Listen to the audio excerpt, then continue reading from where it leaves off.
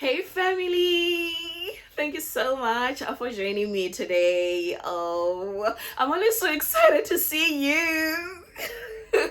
And by the way, maybe what makes me even more excited is the fact that our family is really growing. Am I not excited? I am. Okay, I don't want to waste time. Okay, so if you're joining us for the very first time today, welcome to the family. We hope that you fall in love and we hope you make this your beautiful home too. And if you are a returning member of the family, thank you so much for the continuing support.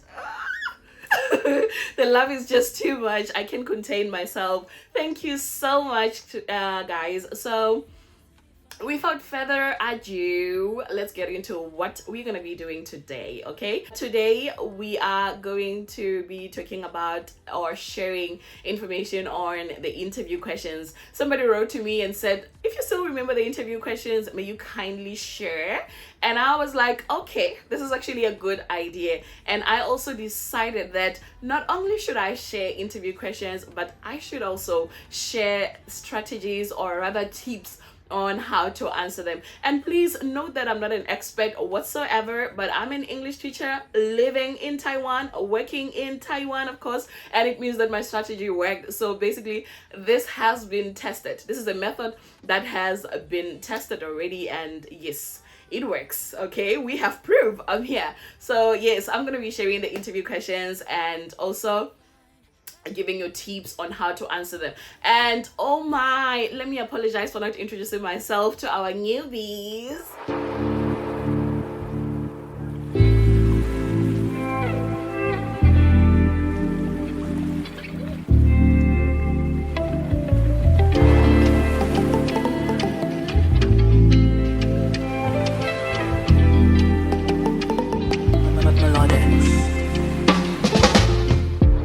My name is Tato Kimosutu, currently based in Taiwan. As I already said, I'm working as an ESL educator. So in simple terms, what I do is that I teach English in Taiwan. So if you are looking to move to Taiwan or any other country or even teach English online, maybe this is your home. Okay, so without further ado, let's get into it. I don't want to waste more time.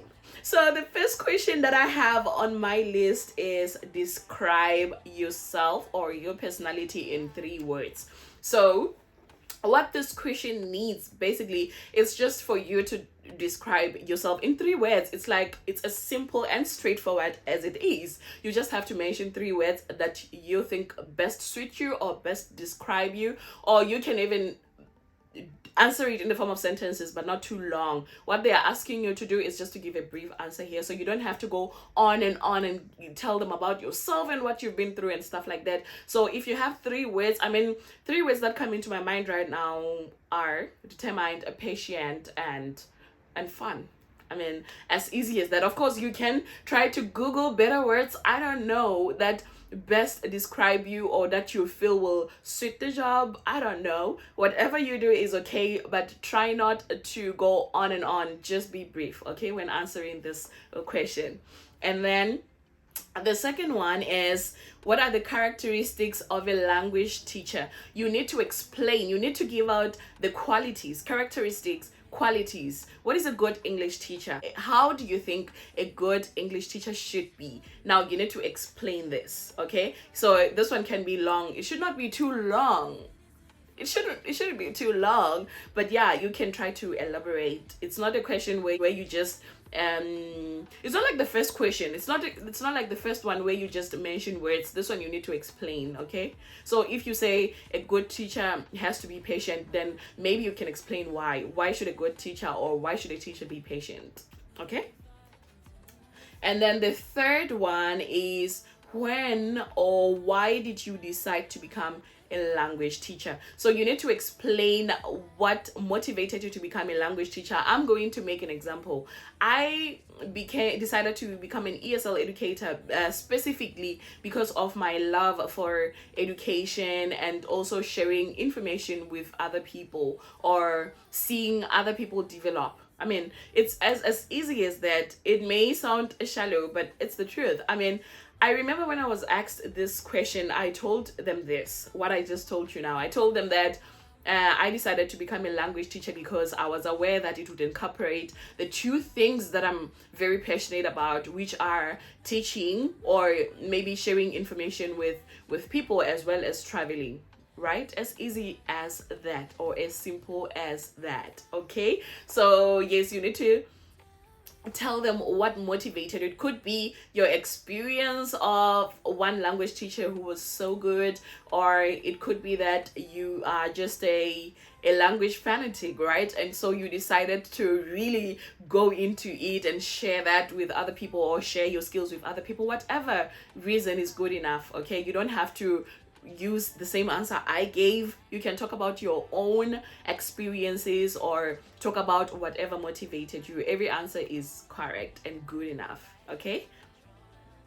And then the third question is it the third or the fourth? Actually, this is the fourth. Okay, the fourth question is, why Taiwan? Why did you choose Taiwan specifically? So you have to make just a little research about this country, or any other country that you will be moving to, right? If you are moving to Taiwan, then maybe you can just research and find some interesting things, or maybe you already know about Taiwan and there are those things that just catch your interest, or just push you to move to this country. Like, for example, what made me to move to Taiwan specifically is because of the safety. I just figured out that Taiwan would be an ideal place for me because it is the third safest country in the whole world. And I just couldn't wait to experience this, especially because where I come from, we all know that it's not very safe, right? So I just wanted to live in a country where I'll be more relaxed and less worried about safety. So any other thing, you can talk about the economy, you can talk about anything. Basically, just do your own research or talk about what you already know. Okay. And then the next question is, what else can you offer to the school apart from teaching? So this is where you talk about your skills. What else can you do? I am going to make an example, right? I am a good public speaker. I mean, from primary, or since primary, I've been in debating teams, I've been winning, baby, I've been speaking. So this is one of my interests. I mean, I'm good in it, and I love teaching people, like something similar to this. I love sharing my speaking skills with people. I love teaching debate. I love teaching about public speaking. And it's not only supposed to be, whatever you share is not only supposed to be based on language. It can be anything. Maybe you used to play tennis or basketball and you are really good at it, then that's something you can also share with the school apart from teaching, right? Or anything basically.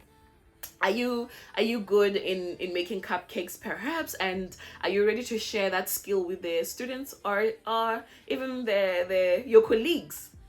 Can be anybody. Okay. Yes. So you are not supposed to stick only to teaching things or things that are related to language, but you can talk about your other interests or skills. And then the other question is, how do you usually motivate your students? Yes, how do you motivate your students? If you have experience in teaching, how have you been motivating your students? Or if you don't have experience, what do you think can motivate your students? You can even go to Google, just Google good answers. You can just Google what can motivate students in a classroom. I mean, these questions are very easy, right? And the good thing about them is that every answer is correct. That's what I love about them. So this is how I personally motivate my students. Okay, I use the reward system in my class. It could be giving them physical things such as candy or whatever things I have, small toys, or giving points, like maybe girls against boys, and each time a girl gets something correct, then I put I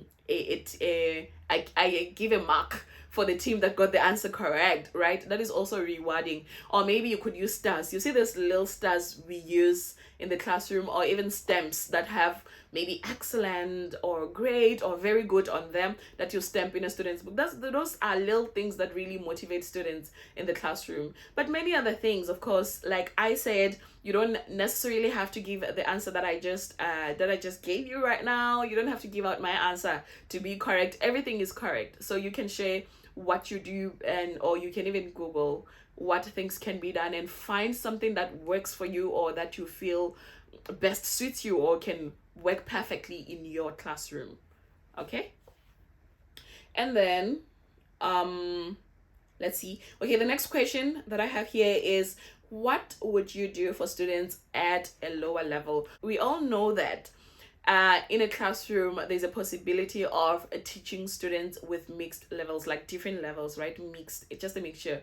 So what do you do to also accommodate students who are at a very low level? What do you do? So you need to share about that. Okay, every answer is correct, so all you can do now is just to try to Google, see what other people do, or perhaps talk to your colleagues, talk to your teachers, talk to anybody around you, and see what they do and find what can work best for you.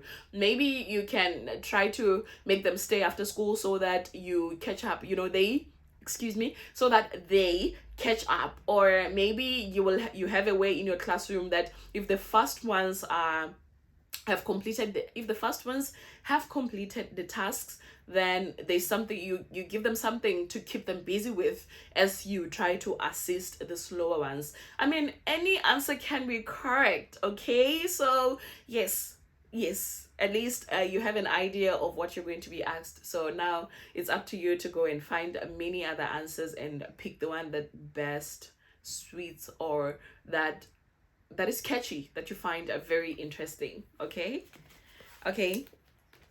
And then the next question is, what would you do if students are distracted in your classroom?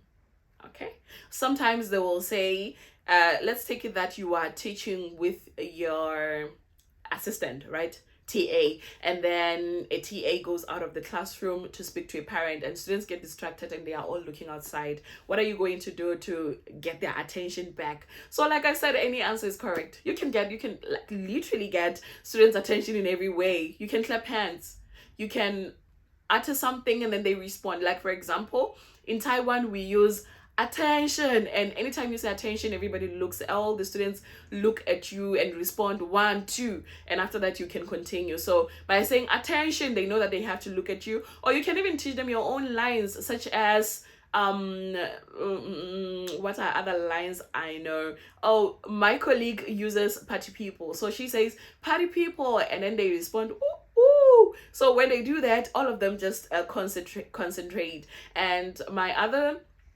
ex-colleague would say to students, what's that, why am I forgetting it, something very, oh, eyes on me. And then anytime she would say eyes on me, they would all say eyes on you and look at her. So are you going to teach them lines, or are you going to do something? Like it's so easy to teach them something like lines, and then after responding that line, they know that they have to look at you, and it's so easy to get their attention because they will all say it, so their focus will be back on you or where you want it to be. Okay, and then the next one is, what is the most interesting activity you have done with your students? If you do not have experience, maybe the question will be, what's the most interesting activity you would do with your students? So remember that this is where now you showcase your skills, your abilities. I mean you're not kept to answer in a certain way. I repeat, you are not kept to answer in a certain way, so it's up to you. You can talk about maybe an activity where students work together, and so it helps them collaborate, it helps them communicate, voice out their opinions in a group, because they're working together as a group, and every voice or every opinion is important, and they understand that whatever they are working on is going to represent all of them. So all of them just give out their opinions on something, or share how they want things to be done, or stuff like that. So for me, I'm a bit obsessed about communication as well as collaboration. So I love it when or cooperation. I love it when students work together. I love to give a beautiful lesson to students that you can do something. I mean, you are capable. The very same way the person next door or somebody in the classroom is capable, but together you can build a masterpiece. You can build something very beautiful, uniquely beautiful. I mean, they are all unique, which is the truth. They are all unique. Students are all unique in their own beautiful way. But now, if they come together to work on something, then they create a masterpiece, right? And it represents all of them. So you can talk about things that you like or that you would want to teach students, and or maybe even a physical something. Did you ask them to color together? Did you ask them to maybe plant together? And what was the aim? What is it that you wanted to achieve by giving them that lesson, right? So that's how you answer the question. And then the other one is about strengths and weaknesses. Please, the time for answering this question, like, my weakness is that I'm a good person, is over. Okay, we all see that now you are exaggerating. You need to talk about something. I think I said that my weakness is getting comfortable, or like if I see that students enjoy something, I get comfortable and I do not think about trying to shift the focus, and like trying to take the students out of their comfort zone. Yes, I struggle with that. So you can talk about anything, but yes, please, please. I'm not saying it's wrong, but I'm saying that the time for telling your interviewers that your weaknesses are that you are a very good person are over. Talk about something realistic, man. I mean, we all have weaknesses, and some weaknesses are good. Okay, sometimes it's good. It's okay to keep students happy, but it can be a weakness because they have to grow. So we cannot only be on this level because they are all comfortable. We need to move. We need to keep on moving.